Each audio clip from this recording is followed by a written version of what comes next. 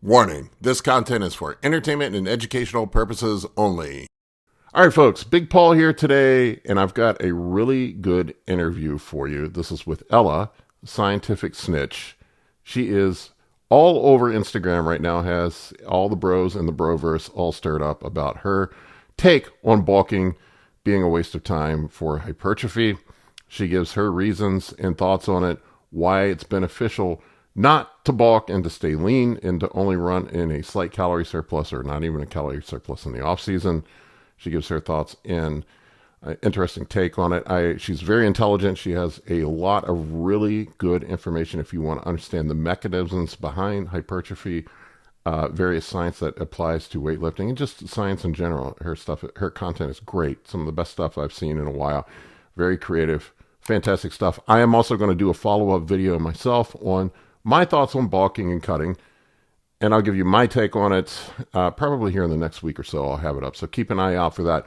Before we get started, I want to let you know that we have a Black Friday sale going on the Science of Anabolics and PEDs e-course. It's 30% off. This is going to be the deepest discount that I will have for the entire year, so if you want to pick up the course, now's the time to do it. This is going to be the cheapest that you'll be able to get it. 30% off. Use the code Black Friday at checkout. It'll be good through, I think, next Monday. So grab it now if you want it. Use the code Black Friday checkout. Link to the course is in the video description below. This is the course that Kurt Havens and I have put together. There is over 100 modules currently in something like 60 or so hours of content. It's fantastic. All right, enough of that. We're going to get started with the interview in just 1 second.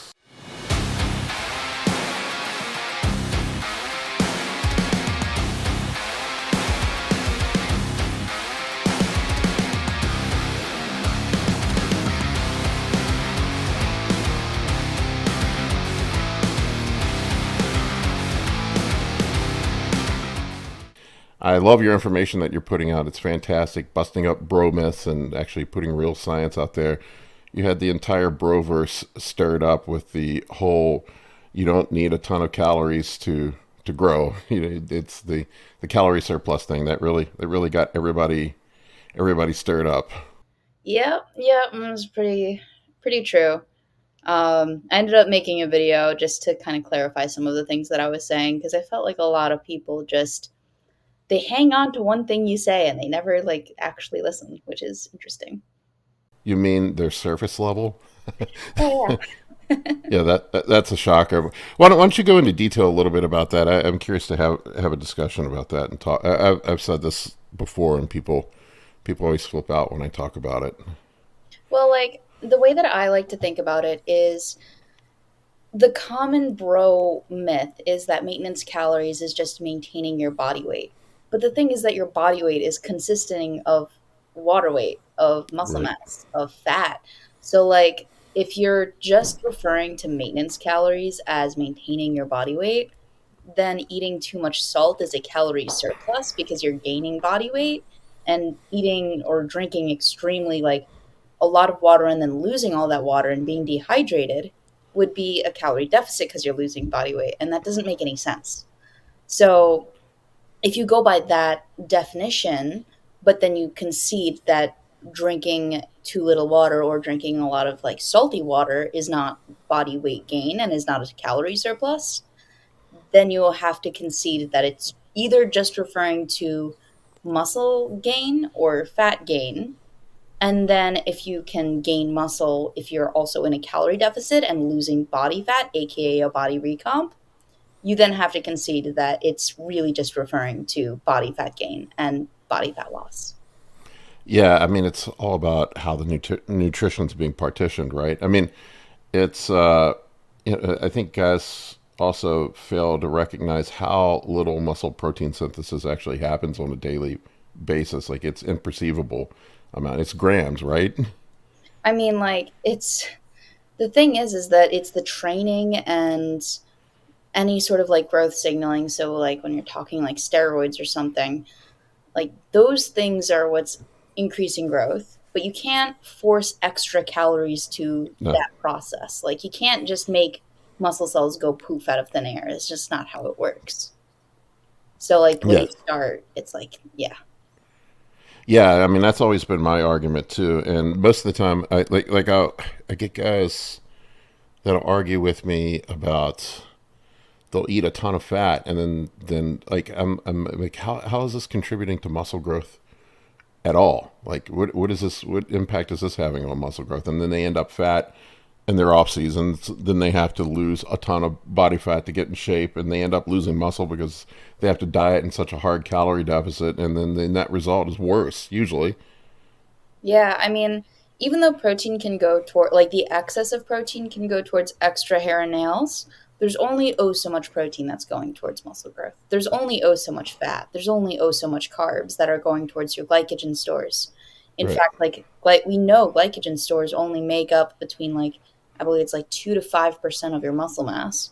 So it's not like you're infinitely storing glycogen. At some Right. point, you're going to store fat, and that's what lipogenesis is, and that's the fluffiness. And if you're storing fat, that's not going towards muscle growth. That's going towards fat. Yeah.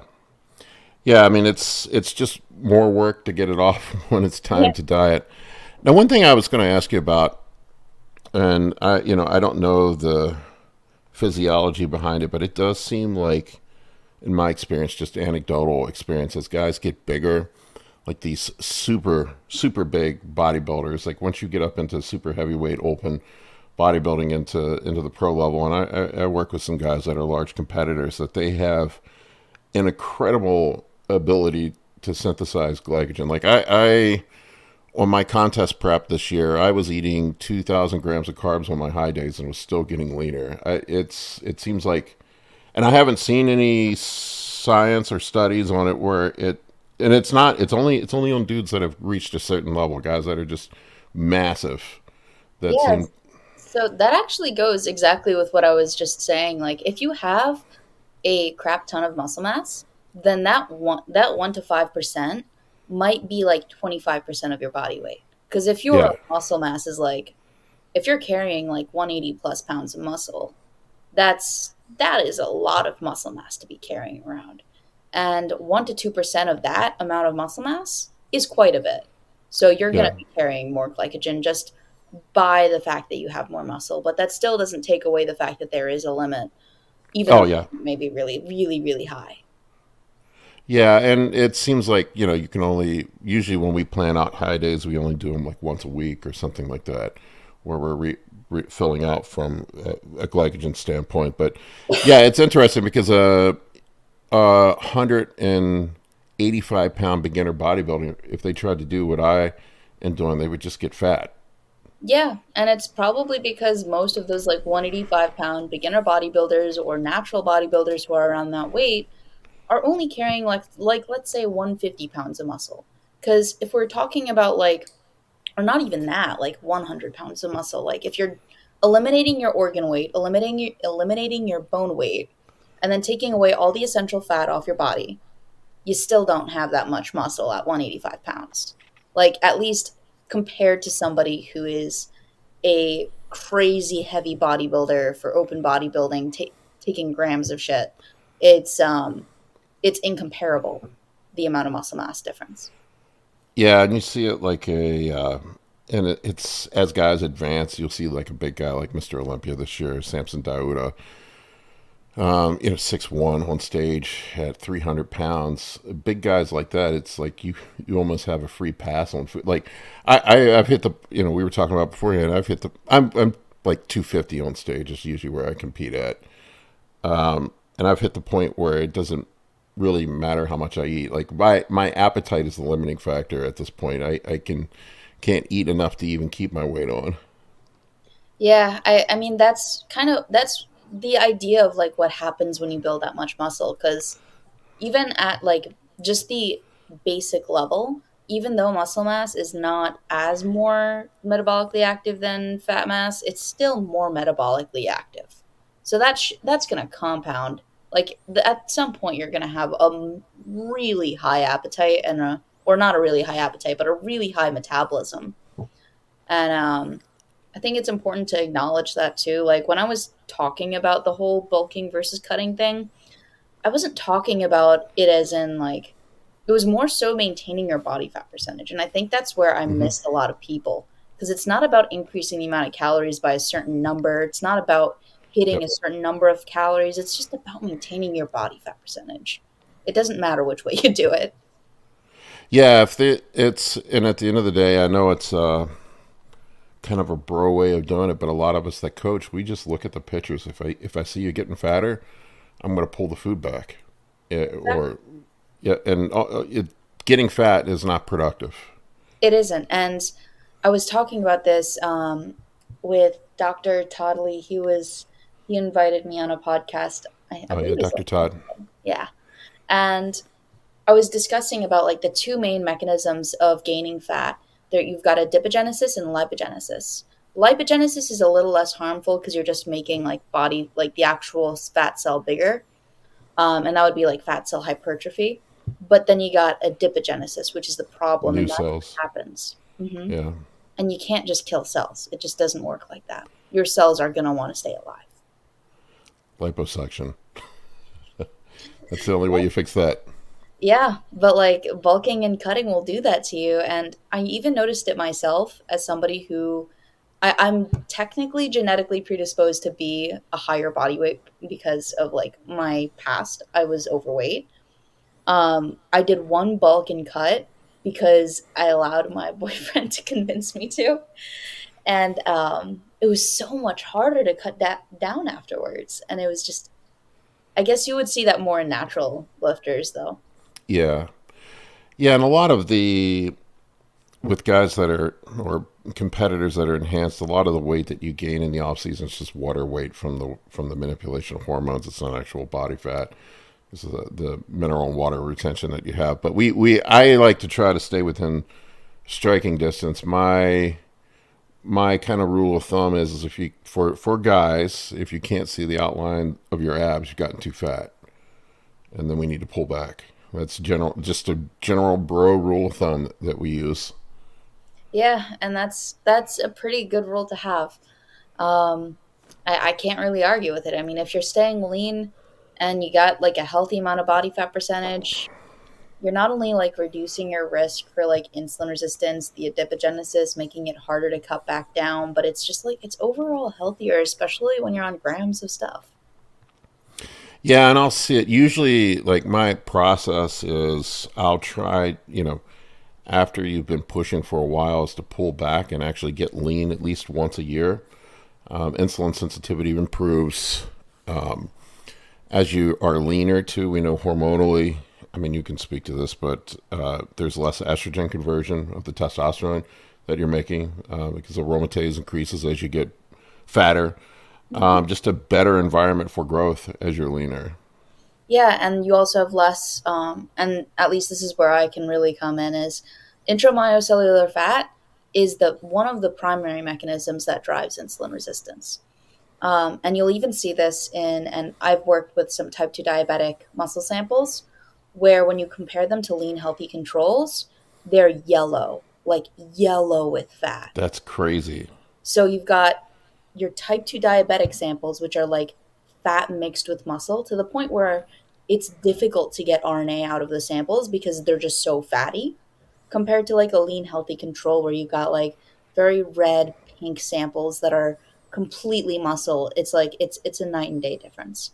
So it really does matter. Isn't it? Correct me if I'm wrong. If I recall, isn't it in when they do rat studies when they want to make the rats insulin resistant, they feed them a high fat, high sugar diet. That's correct, right? It would be primarily high fat, High fat, right? Yeah. high animal fat. Usually it's the casein plus saturated fat feed. It's just literally high fat feed. Usually it's not both high fat and sugar, it's just either or. High fat. Okay. Yeah, and I'm getting out of my depth here, but doesn't it? When you eat that high fat diet, it affects the. If I remember right, with the saturated fats, with the structure of the molecule, it affects the phospholipid layer of the cell too. Correct? Yeah, that's actually pretty much the idea of how it works. It's called diacylglycerol mediated insulin resistance. It's a pretty well understood pathway of insulin resistance.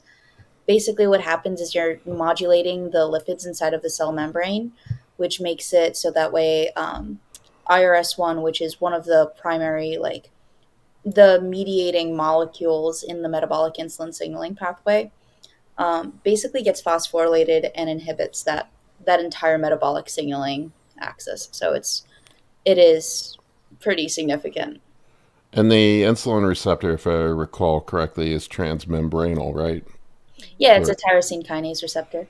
yeah, so when that layer is messed up, it just can't pass through, correct? Not necessarily. So the tyrosine kinase receptor is always going to be there in the sense that you've got your insulin receptor there. That's not necessarily the issue. It's primarily the intracellular signaling Okay. mediators. So you've got IRS1, which is the insulin receptor substrate 1, which is a protein that binds to the receptor after it basically phosphorylates itself. So a tyrosine kinase receptor is it's like this, where you have like both sides of it, and then it'll phosphorylate itself inside of inside of the Okay. cell. That attracts IRS1, and then from there you've got PI3K, AKT, and that whole entire signaling pathway. But what happens with cholesterol and saturated fat is it'll phosphorylate IRS1, which prevents the entire metabolic arm. Wow, that's crazy. So what you're telling me is that the crazy carnivore diet is bad for you. Yeah, and we have plenty of evidence demonstrating this. There was a very interesting in-human study I plan on doing a video on where they fed individuals and humans a high-fat, high-saturated diet, drastically increased insulin resistance. It was very interesting. Yeah, I've seen studies showing where high fat diets are really what foster insulin resistance. And when you look at what the majority of people eat, the diet, like calorically, it seems like a big chunk, sometimes the majority, not always, but is high fat diets. What most the average American eats more so than anything else. It seems like. I mean, I know there's sugar and whatnot in there, but usually when I see people, when I look at their diets, they're eating way too much fat, way too much fat. Yeah, and the funniest part is that a lot of the like carnivore crowd, they'll cite high fat diet studies as why their diet is healthy, but those high fat diet studies are using unsaturated fat, not saturated fat. So it'll be Yep. a high unsaturated fat keto diet, and that's what will improve insulin resistance compared to like the high saturated fat diets where it's like the opposite. Yeah, I mean the not all fats are created equal. The molecular structure of saturated fats, from what I recall, are really rigid. Correct? Yep. So it's if you want to think about it like this, and this is how I learned it. Saturated fats are like bricks with cement in between, while unsaturated fats are like cobblestone, where if you can push it and it'll knock over. But with bricks, you can push it all you want, but it's not going to knock over. And that's a really big reason why olive oil, canola oil, and many of the demonized seed oils are liquid at room temperature, while butter and animal fats are solid. Yeah, and it's those rigid fats that are really bad for insulin resistance and things like that, and just for your body in general. Correct? I mean, it's a big reason is because your body already makes saturated fat and Yeah. enough so to maintain your health. So it's not even necessary. Yeah, I have yet to see anybody deficient on a blood panel in cholesterol. I have not seen that. Yeah, and that's a really beautiful thing about your liver is that it makes and your testes and literally every single cell in your body makes cholesterol. You know, I get guys all the time that are worried about not eating enough fat affecting their hormones, and I'm like, bro, I've never seen anybody deficient in cholesterol, not once. Something really interesting, and I could send this study to you along with the like high fat saturated diet because I find all of these studies so interesting. A lot of that low fat diet was associated. There was a meta analysis conducted. It was very poorly done that basically correlated low fat diets with low testosterone levels.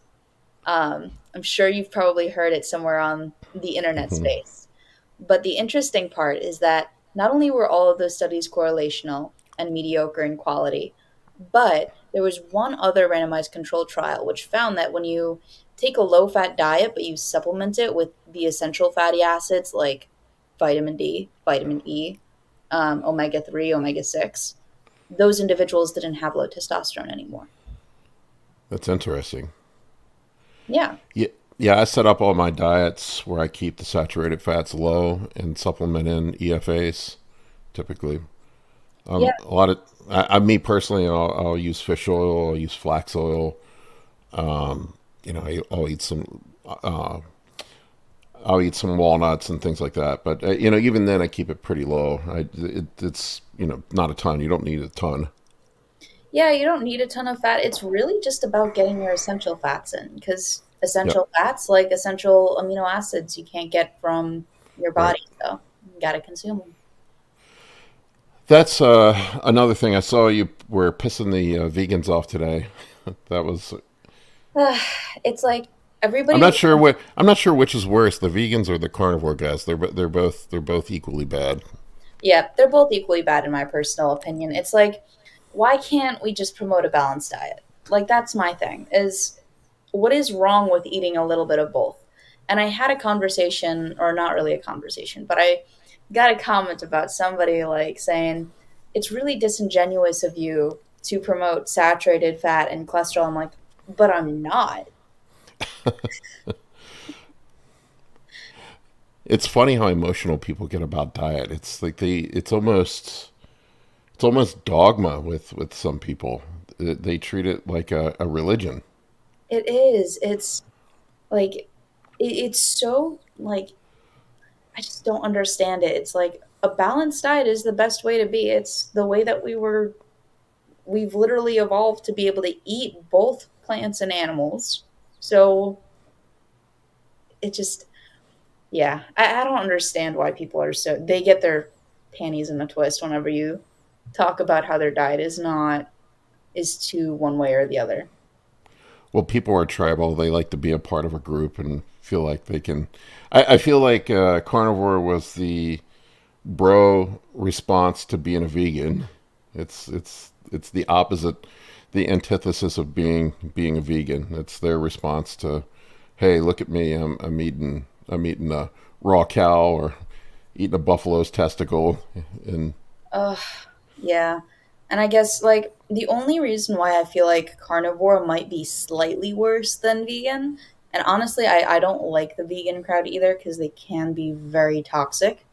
Um, but the whole raw milk thing, just from somebody who's worked a lot with bacteria to an extent, the raw milk part really bothers me. yeah, it's a good way to die.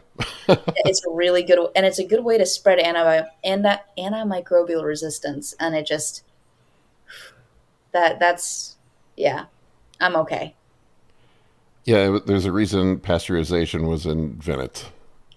Oh yeah, and it can like raw milk is one of those things that can also cause really bad cardiovascular events. So it's just like it's you can avoid it. It's not like, and it doesn't give you any benefits. So it doesn't make sense to me that people like to promote that. But either which ways, I don't like the whole black and white thing, and that's kind of why I want to like be in the middle and promote both sides of the argument. Well, there's nuance to all this stuff, right? Hmm. Yeah. What is it with the raw milk? You said you mentioned cardiovascular events. What about raw milk promotes? Is it the fat, No, actually, it's the bacteria. So the bacteria? cows can have even healthy cows. So let's say you treat your cow the best way. You treat them like a princess. They'll still have Campylobacter jejuni and E. coli 0157H7 and other bacteria inside of the gut microbiome that are pathogenic to us but healthy to the cow. And that's just because it's biology. It's literally their Mm. biology. Now, when a cow gets sick with something like brucellosis or even just has the healthy gut microbiome, those sorts of pathogens can cause endocarditis, myocarditis, Oh yeah, yeah, and all those sorts of really bad things. In fact, um, heart valve replacements are incredibly common among brucellosis patients, which is, yeah, I'm pretty sure like most people who are in the bodybuilding space who already are worried about their heart probably don't want that too.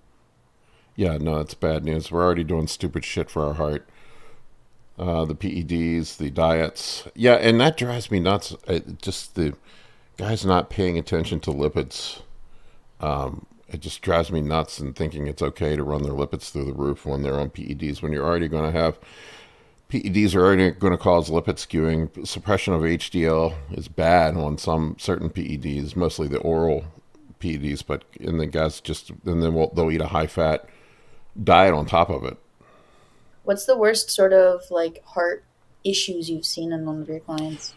I not necessarily my clients because I try to protect them from that, but you'll see it throughout the bodybuilding community. The stuff that you see a lot of guys that end up with LVH, left ventricular hypertrophy. Guys end up with low ejection fraction Oh, from that, and end up in congestive heart failure. You'll see more. You'll see guys that have clots are always a thing to be concerned about. You see a lot of guys with embolisms. That can happen, when hemoglobin, red blood cells count, and hematocrit can get too high, and then you're eating a shit diet on top of it. High blood pressure, which leads to long-term damage, kidney damage, heart attacks, strokes. oh, Those are the things that you see. Now, if you manage things properly, if you keep your diet in check, if you're intelligent about the PED use, if you're keeping your diet low in saturated fats, doing cardio, even it's funny because guys will take all kinds of crazy drugs, but they're scared to take a statin, which is incredibly stupid to me. Like I usually run a low dose statin and I take blood pressure medicine to help mitigate some of those side effects, and then not get just big fat and bloated in the off season on top of it. that is really good of you to be doing for your health. Just like putting that out there, like statins are a lifesaver. It's one of the few medications that are like so very well researched to prevent cardiovascular events. So Yeah, yeah. it's insane to me. They'll take some drug made in some experimental peptide made in some dude's bathtub in Bulgaria, but then they're scared to take a statin. Oh, It's it's insane. Or a blood pressure pill. It's insane because they're worried about it affecting their gains. I'm like, well, being dead and having a heart attack is going to affect your gains, man. oh, yeah, definitely. And a lot of people, and I'm literally writing a review on ischemic heart disease, but as soon as you have like an actual heart attack or some sort of cardiovascular event, or even just low grade myocardial ischemia, you are putting yourself at such a giant risk for additional cardiovascular diseases. It's insane. Yeah, I mean, and you look throughout the history of bodybuilding, the guys that pass away, it's almost always some sort of cardiovascular related thing, and even the kidney diseases that the guys end up with is largely, maybe I'm wrong, but it seems to be largely a result of just years and years and years of uncontrolled high blood pressure from being bloated and being too heavy. Yeah, I mean, it would make sense because I know that the angiotensin system is very closely linked with not only the heart but also the kidneys too. So it's a pretty well conserved loop that is just nasty to be continuously like aggressively going at. Well, I mean, heavy androgens are going to stimulate the renin angiotensin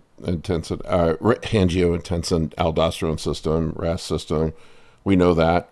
A lot of guys seem to be more proactive about managing that now. It used to be that nobody was. I mean, that's going to cause long-term issues. A lot of guys let their estrogen get way too high Oh when god. they're on their. I mean, like 3, 4, 5 times the reference ranges. They just don't even realize it, and then you end up with a bunch of water retention and other issues.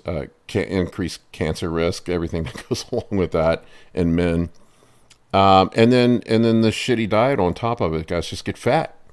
Oh, They think getting fat is productive for putting on muscle, and it's a multitude. It's just a cascade. Well, you know how it works. It's just a cascade of problems that coalesce together to cause big issues, cardiovascular issues, and kidney issues. Usually, that's usually what you see in the bodybuilding community that get guys. Yeah, and those sorts of cardiovascular issues, they'll get progressively worse. Something that I've been writing about a lot is how like myocardial ischemia and low oxygen levels can promote the differentiation, or basically it's called transdifferentiation, where adult heart cells go from one kind of heart cell to another kind of heart cell and can really mess up your regular heart rhythm. And that's why it's probably a big reason why ventricular cardiomyopathy and hypertrophic cardiomyopathies are so closely linked to arrhythmias. I totally forgot about sleep apnea. Most big guys have untreated sleep apnea on top of it. You mentioned low oxygen levels. That's another issue. Oh my God, that just actually. So I was literally just reading a little paper on this, and even though it's in rats and it is a mechanistic paper, it's a very well conducted mechanistic paper. So I very much enjoy reading those sorts of things. But basically, what they did was they gave these rats intermittent hypoxia overnight. So that's why I was like thinking about the sleep apnea thing. Simulated sleep apnea. Pretty much. And what they noticed is when they, after these intermittent phases of sleep apnea or hypoxia or low oxygen, what happened was when they ligated the heart, or it was the left ascending, no, left anterior descending coronary artery, and they ligated it both in vivo and ex vivo, they found that the rats that were exposed to hypoxia intermittently were at a significantly greater risk for ventricular arrhythmias, which was and lethal ventricular arrhythmias. So incidence and severity basically doubled. It was absolutely insane, and I can send you the paper as well because the graphs they're very astounding. Yeah, it's crazy, and most big dudes do have some sort of sleep apnea. As your neck gets thicker, you become heavier. You have more. Almost every. I usually just tell people just go get checked. You can get the home test kits now, and almost anybody who's been bodybuilding or powerlifting for any period of time has sleep. I have it. I have a CPAP I use. But yeah, it's a problem. And you compound that in with the other things, and then also having elevated hemoglobin, red blood cell count, hematocrit on top of it. There's just a bunch of issues that can happen. It's just a big cascade. Yeah, it's really good that you like take care of your health so like closely. Like that's something that I don't see a lot in a lot of like the bodybuilders that I just see on social media. But that's very Well, trust me, I still do stupid shit, but I try to balance it out.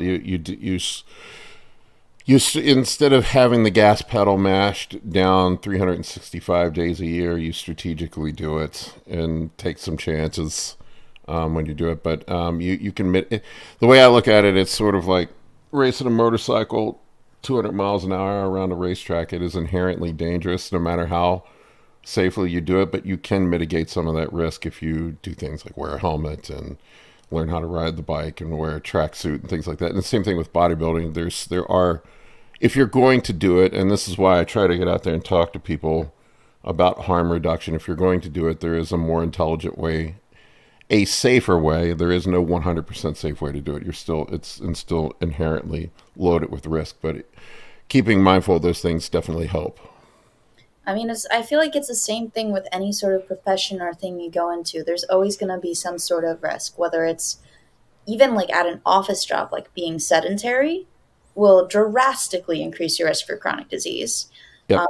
Me being in a lab, I'm constantly exposed to chemicals that are carcinogenic, and I could pass out if I accidentally open the isoflurane the wrong way. So it's like there's risks to everything, but if you get your like HIV shot if you're working in a lab, or if you make sure you get up and exercise as an office worker, or you make sure to like do your healthful routine and like not blast the pedal on the PEDs all the time, there's ways to mitigate those risks and make it a little bit safer to do. Yeah, I'm 50 years old. I'm still here doing it. So I don't know how smart it is at my age, but I'm still here. But hey, it's you're probably still here because you were smart about it. Probably. That's probably true. Let's talk about hypertrophy a little bit. It's something I wanted to dig in with you. I heard you talking about mechanisms for hypertrophy. This is another one that gets people very, very upset and angry and emotional about. People are very emotional about their diets.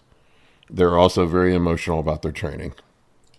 Yep, that's pretty much the idea. I've seen it so much. To start, I guess I should say that we don't have all of the data on hypertrophy. It is virtually impossible to have all of the data, especially with some new, very interesting stuff coming out Mm-hmm. about electrical stimulation, which would implicate a separate mechanism from what we knew before, which was a lot of like the idea of stretch. So, I mean, I guess I could like, how do you want to start? Because there's so many Well, different. I heard you talk about stretch mediated, that the whole theory on stretch mediated hypertrophy, and that's just completely false, right? Yeah, so basically, it's them blowing up the mechanistic data and not understanding it. So they blew it up out of proportion. Now, yes, stretching the actual muscle fiber and stretching components of your muscle does promote hypertrophy, but on the same end of the stick, or on the same stick or coin or whatever you want to call it, that stretch can also damage the muscle cell and lead to more injury. And it's the idea that muscle hypertrophy and growth and damage and injury are on a spectrum. So, like, if you're really taking it too hard in the gym, then you're not going to grow because that's what overtraining is. I mean, it's like very well understood that there's overtraining and that exists. So, it's the same thing with anything else in training. You can't do too much of one thing. Yeah, this has always driven me nuts. You'll hear the bros talk about tear it down and build it back up, as if injuring yourself or actually tearing or hurting the muscle is conducive. From what I understand, that's not how things work, and it is actually you're actually causing damage. You have to recover from that damage before you can actually even grow muscle.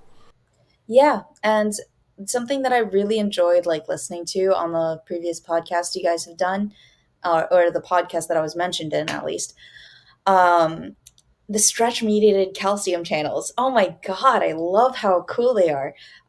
They're one of the few mechanically activated channels that are in your body, and they're so incredibly interesting. Mechanotransduction is incredible, but putting that aside, like, yes, there's a thing to be said about tension and causing like the nuclear flattening, allowing YAPTAZ to come in, allowing the growth factors to bind, allowing the satellite cell to proliferate, all that fun stuff. But on the same end of the spectrum, too much calcium is toxic for the cell. So if you're stretching too much, you're just going to be damaging muscle fibers, and it does not make sense. No, you're just tearing and not building anything at that point. Yep, that's pretty much what it is. Something really, really interesting I found. So I've been in contact with a few. I hope he doesn't mind me bringing him up in this podcast, but he's been helping me read a little bit more into the mechanisms because I've found them so interesting. But Brett Contreras, he Oh sent yeah, I've talked to Brett before. Oh, he's super cool, and he sent me a Yeah. couple of these really interesting papers. One of them found that there's these connective proteins between actin and myosin, so the thick and thin filament of your functional unit of your muscle that allows you to contract. There's proteins that exist between them, which, when you stretch the muscle forcibly, will break them, which breaks the connection between actin and titin, which Oh, interesting. makes it harder to transduce signals that allow for growth. So if you stretch things too forcibly, it's almost like it's like biology sets up a sentence. You just have to finish it. That's really interesting. Have you talked to Dr. Mike Israetel at all? I really want to. Yeah. He went to my Okay. school, so it'd be very interesting to speak with him. Yeah, Mike's great. He's a funny guy too. Yeah, yeah. I've seen some of his videos. He's got a good sense of humor, so it'd be very interesting to talk to the founder of RP. Yeah, Mike's a cool guy. There's a lot of other really smart guys out there. God, I'm trying to think. Paul Carter. I don't know if you've talked to him. Yeah. He has some interesting theories on training. I think a lot of it align with what you're talking about. It's funny though. It's. I think what happens in bodybuilding is that PEDs really allow you to get away with doing things the dumb way because you can. I mean, when you look in studies, guys can be sedentary and still grow. So that is another really interesting thing. And I spoke to Paul Carter about this actually, and we pretty much agree on like what is going on. It's just it's not fully routed out. We have an idea, but it's not all there. But basically, sorry, uh, it's if this here's let me use my marker analogy again because it helps.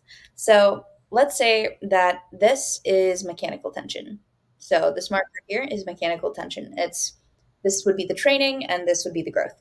Now on this side we've got recovery and we've got injury and then the muscle recovering. There's no change in muscle size on this side, but there is a change on this side. So when you have more muscle hypertrophy, it goes up. You got more growth. Now, when you throw steroids into the mix, let's say this marker here is steroids, it will follow the same path, but instead of leading to no change, you have extra growth. So, what I know about steroids, and we use this to cause differentiation in cells, at least with like some anabolics and steroid hormones, um, steroids tend to cause differentiation and proliferation. So it's similar to muscle regeneration, but you don't have the injury and you don't have the muscle staying the same at the end of the pathway. But the same pathway is being activated. It's not a new magical pathway to muscle growth. It's just the same one with different initiating factors and outcomes. Yeah, it's and Paul. I had Paul on and Kurt. I don't know, a few weeks back, and we had a really long discussion because Paul was fascinated because he says I do absolutely everything wrong in his opinion, and I ended up, I put on like 60 pounds in 3 years of stage weight. But he was just fascinated in the role that PEDs played into it. But he has different takes on hypertrophy. But yeah, it's I use a lot of, I wouldn't say high volume. I would say moderate volume training. I did mostly like I did Dr. Mike Israetel's style of training. I don't know if you've read any of his training stuff, but it's sort of a periodized volume program where you increase volume over a 4 to 5 week block, and then you back off, and then you add more weight, and then you move the volume up again. It's pretty simple in concept, but and nothing's to failure. And I think that kind of blew Paul away that I grew that much training that way. I mean, pretty much like if you train a certain way and you're able to train it to a certain extent, you're gonna grow. Yep. Especially if you have good genetics and you're throwing PEDs in the mix. It's kind of like it's like you're setting yourself up for success, even though it could be better. So it's like a mix between the two. Um, I mean, even with like that training study where you've got the people who are doing nothing but taking PEDs, it's like if you have three avenues of like you're either growing muscle, keeping muscle the same, or growing muscle and but that's the same pathway as like keeping muscle the same. It's just different outcomes. I don't know where I'm going with this, but like either which ways, it's like it's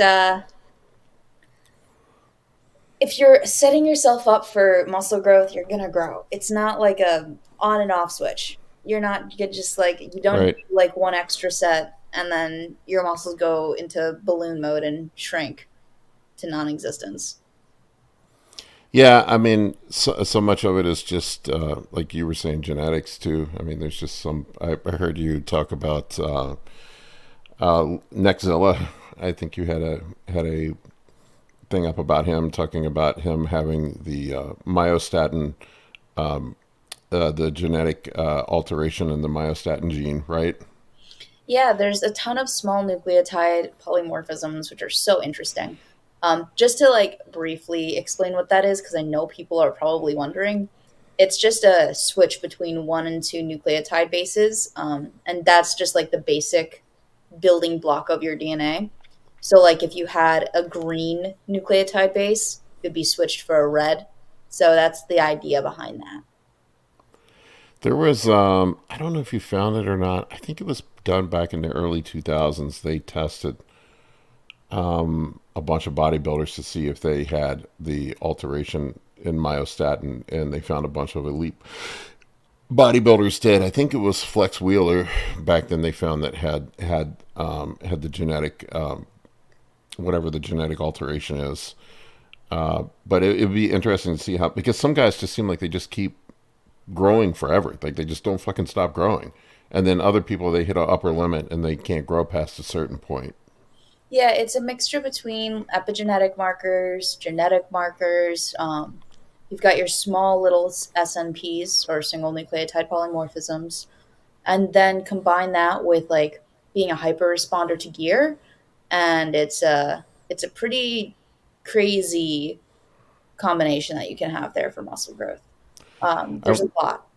I remember Dr. Dean St. Mart. I've had him on a few times. I don't know if you're familiar with him, but talking about high responders to gear. It has something to do with CAG repeats and the androgen receptor. I don't remember the exact thing. You would probably know, but I remember him talking about that, how that alters response to androgens. Does it increase like recycling of the androgen receptor, or is it I, like I don't recall. I remember. I don't. It's one or the other. Like if you have less, you have a better response. Or I think it's more. Maybe it was more. You have less of a response. I don't recall exactly. that's very I'm interesting? totally slaughtering this, but it definitely had to do with CAG repeats with your response to the PEDs. CAG as in you're saying like cysteine, Yep. what is it, adenine or something like that, and then it's just like the nucleotide bases there. Yep. Oh, that's very interesting. I'm wondering if it either causes a constitutive binding or recycling of the receptor. Um, just to like explain, like androgens bind to the androgen receptor. The androgen receptor dimerizes, so it's kind of like a tyrosine kinase receptor where they just clamp together down on the ligand, and then it gets translocated to the nucleus for transcription. I'm wondering how exactly. I'm assuming it gets recycled faster because I feel like if it was constitutively bound, it wouldn't promote transcription as well.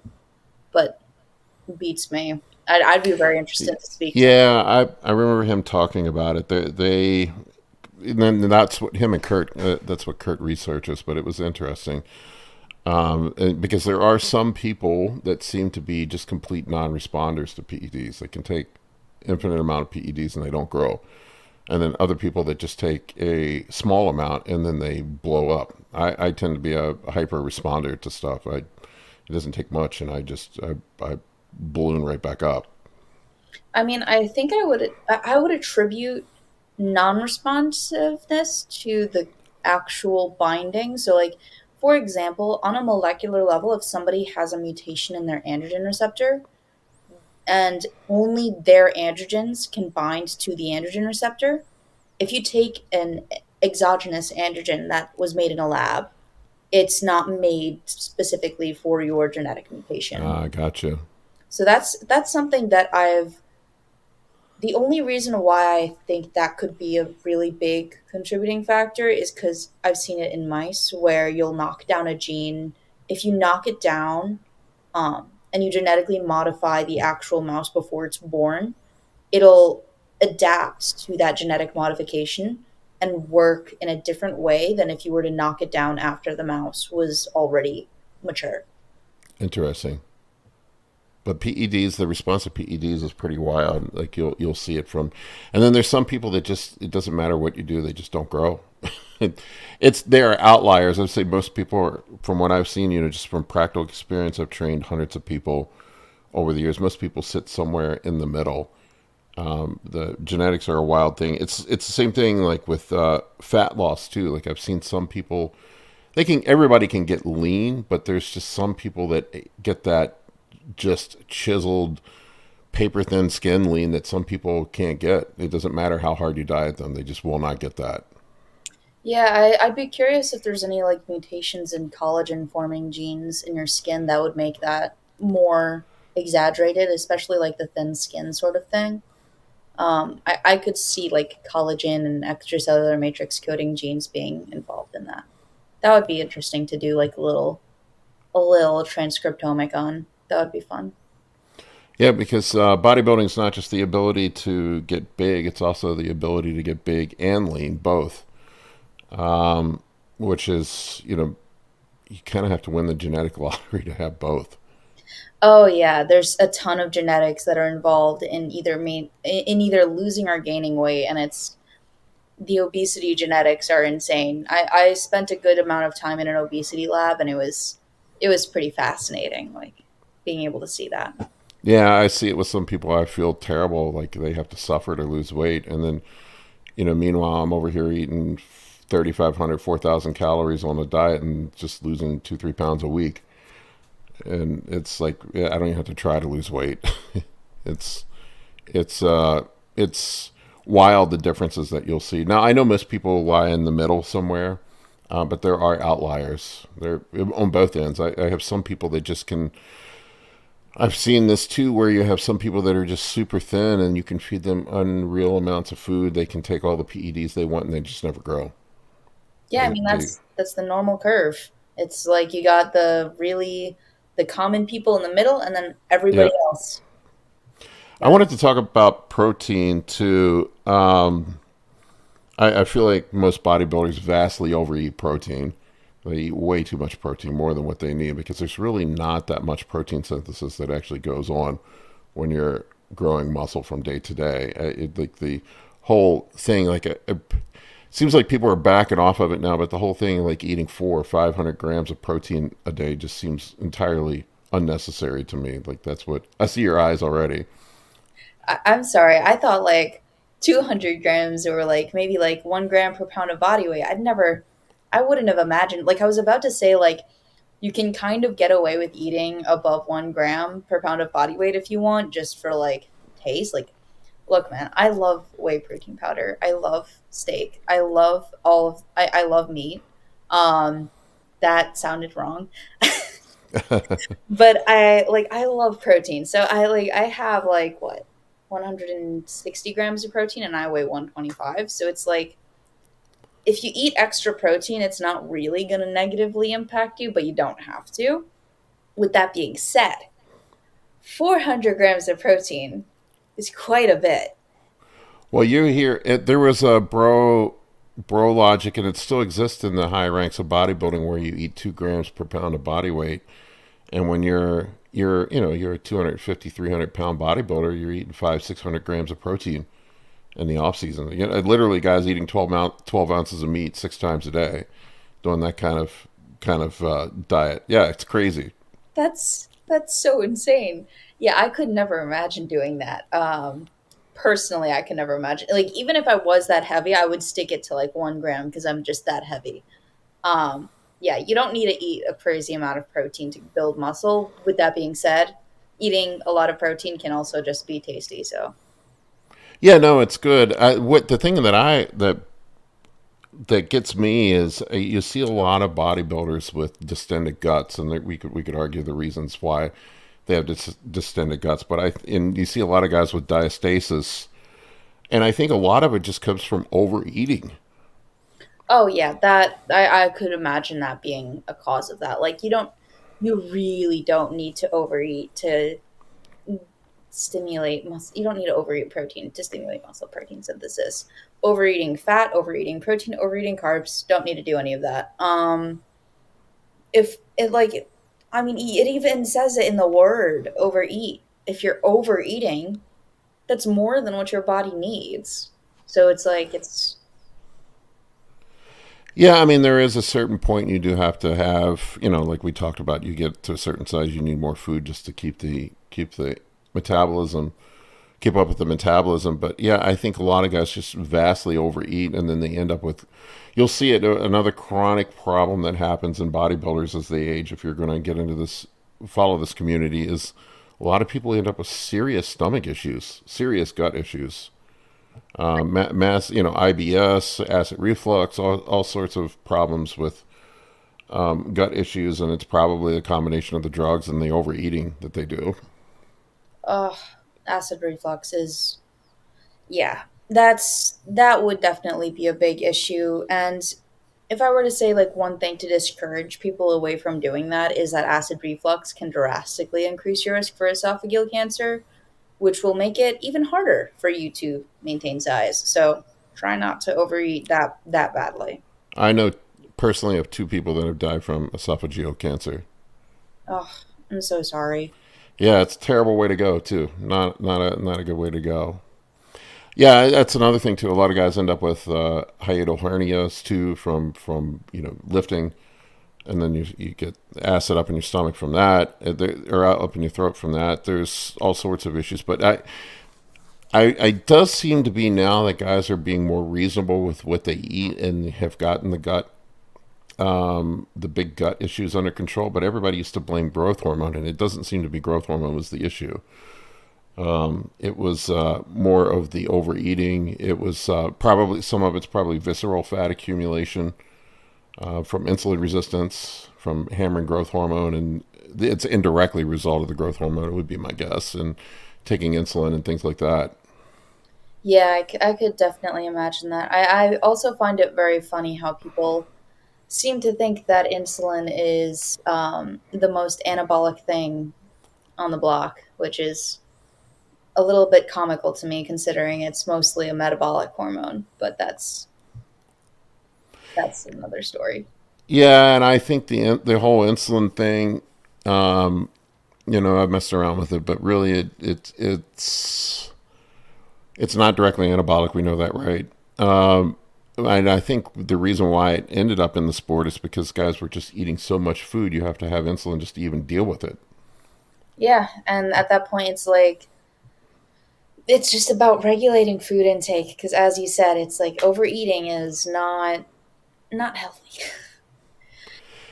Yeah, at the end of the day, it's body mass index, right? It's Mhm. probably the biggest risk factor for disease. Being, you don't see many 270-pound, 70-year-old bodybuilders. Yeah, I mean, at some point, it is a matter of BMI, which I've gotten flack before in the past because, I took an obesity management class not too long ago.